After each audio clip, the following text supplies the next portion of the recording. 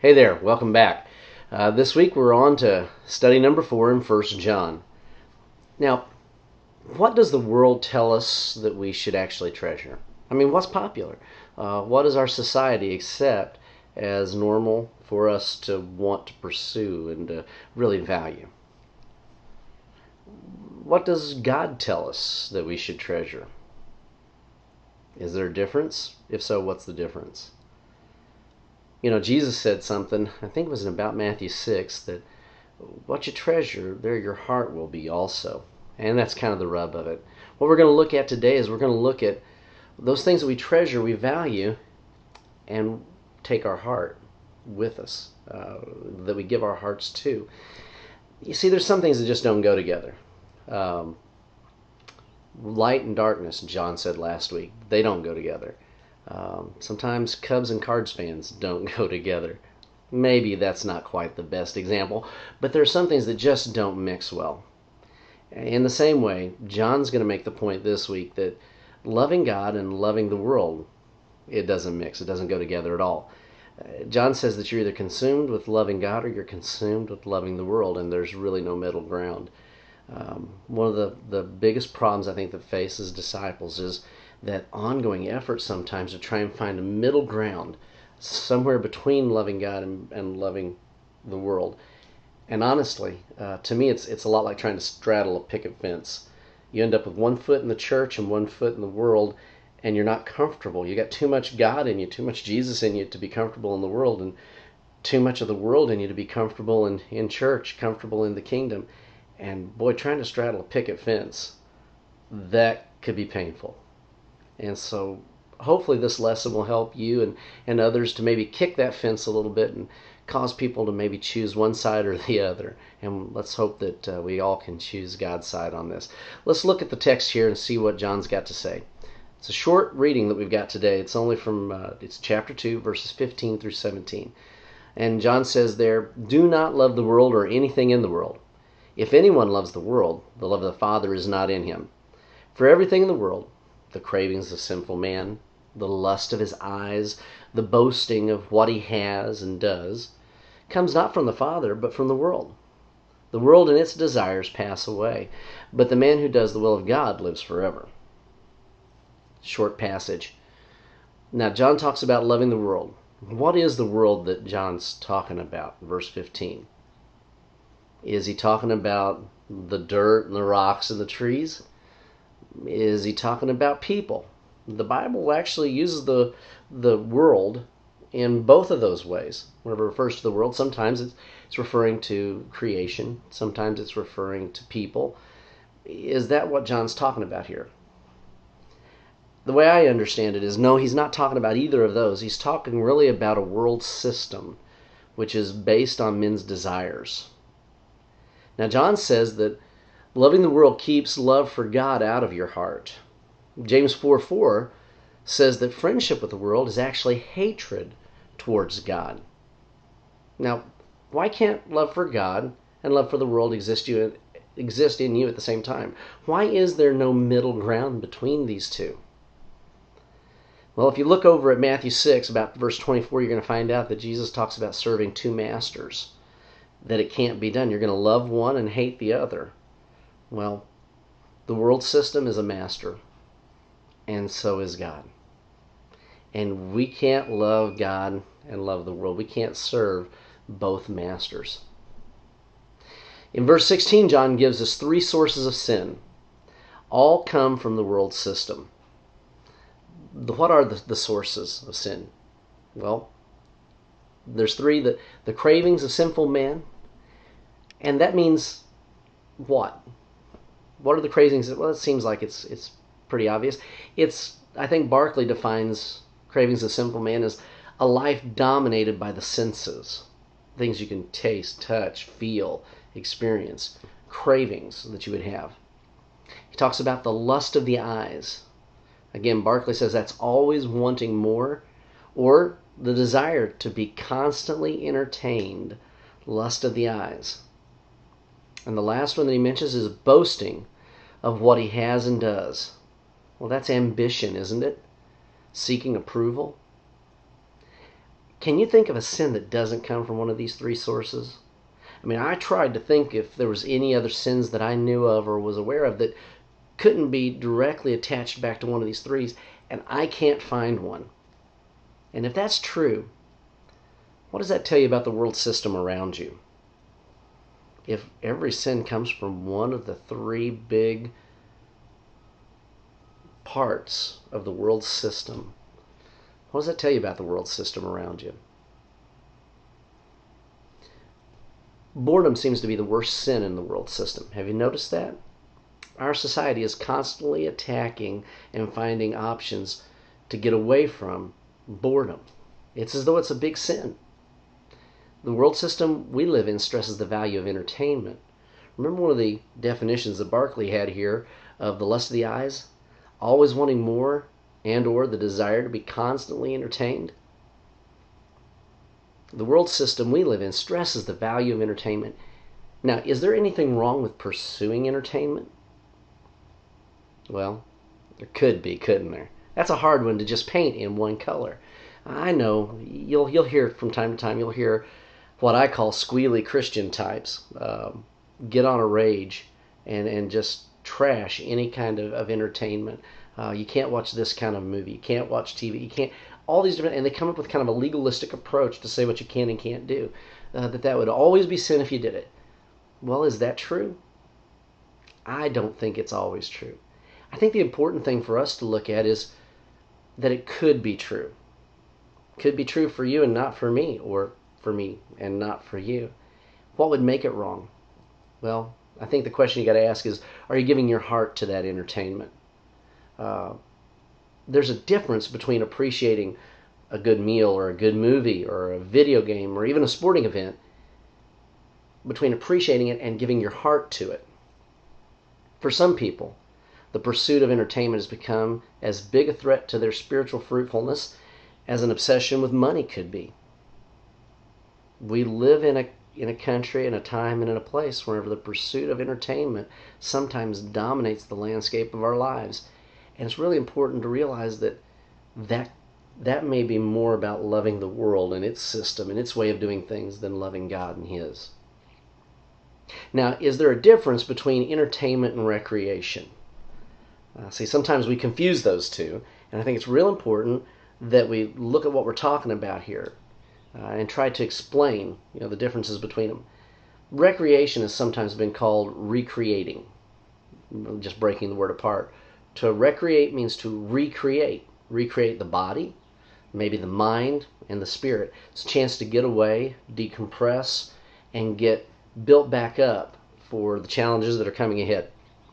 Entertainment is something that amuses, pleases, or diverts your attention. In our culture, people are often obsessed with entertainment. I've worked with several different guys, counseled lots of different marriages, and seen many times wherever video games were at the root of the marital problems, where one spouse, usually the guy, was just so given to entertainment. So much his heart was there. He treasured his time in the video games. He didn't treasure his wife. And it caused great problems. Now, is entertainment always wrong? Of course it's not always wrong. I think you got to be careful whenever you go down the road to looking at some of these things, that we're not just looking for another rule that we can apply to somebody else. Ephesians 5:10, Paul encourages us to find out what pleases the Lord. As we come at this topic, I think it's real important that we ask ourselves, what pleases the Lord? Not what can I get by with, or what's against the rules and what is okay with the rules, but what pleases God. I think honestly we can make almost anything into a bad thing, into a sin that displeased God, if we put it above God. But entertainment's got its own lure in our society. It's one of the things about our world system that it can sneak up on us if we're not careful. We've got to watch that. How might you know if you're in love with the world or beginning to fall in love? Well, there's probably lots of different ways to measure that. But if I want to stay home from church so that I can watch the Cubs play baseball, there's a good chance I've let the Cubs go just a little bit too deep into my heart. Maybe I'm getting a little bit more into entertainment than I am into worshiping God.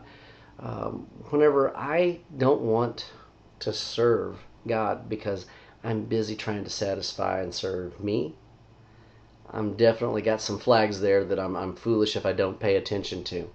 Um, Maybe you can think of some more ways, some more warning signs as to whenever you're beginning to fall in love with the world or you've actually given into it. Is there a difference between weakness and rebellion? And if so, what's the difference? Well, weakness is, when you're just not strong enough. You trip, you fall. As we try to submit to the Lord and learn how to please Him, there are times where you really want to do what's right, but you're just not strong enough. Maybe in ignorance you do something. It's just not an area you're good at, and you fall prey to the same tripping hazard again and again and again. That's weakness. Rebellion is different. It's a choice. You could possibly do better, but you don't want to do better. So you're rebelling. I mean, any parent out here obviously knows this difference if you just think about it. At times your kids, they want to do what's right, but they just screw up. And of course you respond to that differently than the kid who's just basically abusing your authority and being rebellious. Now, how does that discussion between weakness, the difference between weakness and rebellion, apply to those who sin and those who love the world? Well, see, we can sometimes do worldly things out of weakness, ignorance. But when we know the difference, when we know the good that we ought to do, and we don't do it, when we just rebel, when we have the attitude that says, I'll do what pleases me and God will still bless me anyway. When we have pet sins, when we cut corners and think we can get by with it, that sounds a lot more like rebellion than weakness.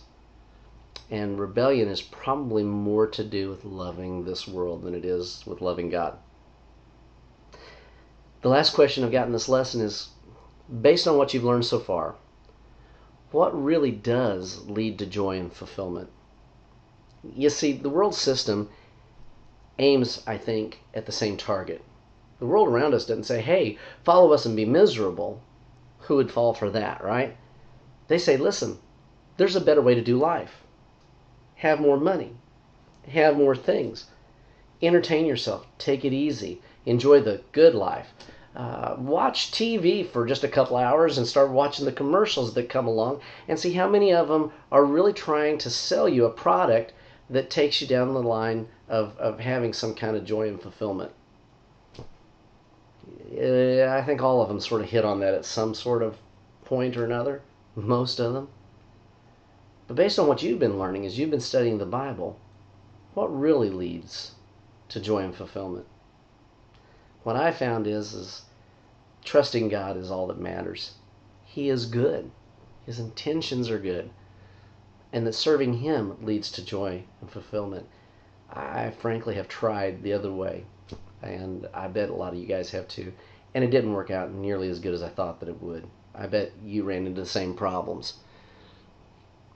Following God, obeying Him, living in His kingdom, and letting Him be King, acknowledging Him, living in submission to that King rather than in rebellion to that King, and loving Him. That's what it's all about. Okay, here are the application assignment questions. And again, the idea is to, as you've taught this lesson, to leave the people that you've taught this with these questions to wrestle with and to think through, and then to get together with someone who's helping them grow in Christ and talk about these answers and get the help they need to adjust. First one is, which of the three sources of sin cause you the most problems? Which one of the three? Is it lust of the flesh, lust of the eyes, bragging about what one does or has? Number two, in what ways have you looked to the world system to find peace and fulfillment? And what have been the results? Number three, loving the world can choke spiritual fruit in your life. Check out Mark 4:19. What does your spiritual fruit tell you about how much you love this world? You see, we're supposed to have spiritual fruit. I've just planted some tomatoes again this year, and I'm hoping that they grow up and bring out fruit. That's why I've got them there. That's why I'm giving them the care and the attention. I want homegrown tomatoes. It's fruit. Your life is producing fruit. My life is producing fruit.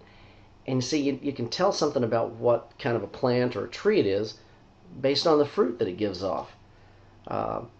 Whenever you first plant tomato plants, they look a lot like weeds.